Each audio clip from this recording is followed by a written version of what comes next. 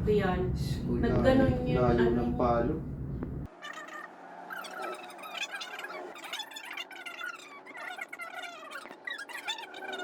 Aba, yung nagganon. Dapat yan ipa-x-ray muna para makita natin kung anong nilalaman yan. Kung mapasama nga daw, malumpo. Kasi pag magganon pa daw, malulumpo. Siya po. Nangyayari, mararamdaman mo yung mga sakit lagi ang likod mo. Nakatayo. Pag nakatayo po ano, 30 minutes tapos lang, tapos nahilo na ako. masikip pa ang dibdib mo. Dito part na yan, tapos dito.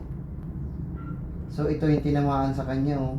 Tinutulak na dito, tinutulak na din sa kabila. Pag nagpa-x-ray po kayo, pwede nyo pakuhaan ng sukat dyan. Kung nagpa-x-ray kayo, yan ang susukatin yung part na yan. Kung ilang Susukatin degrees, kung- opo, Kung ilang kung degrees ilang ang degrees kilo. na yung nag-curve niya, yung bend niya.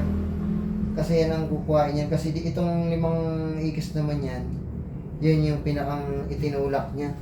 Tinulak ng spinal cord mo. Nandito na, oh. Dapat nandito yun eh. Ito na, oh. Hawakan niyo mo. Ay, ito, oh. Buto yan. Dito pa, Dapat sa nasa kabila. gitna yan. Yan. Ito yan.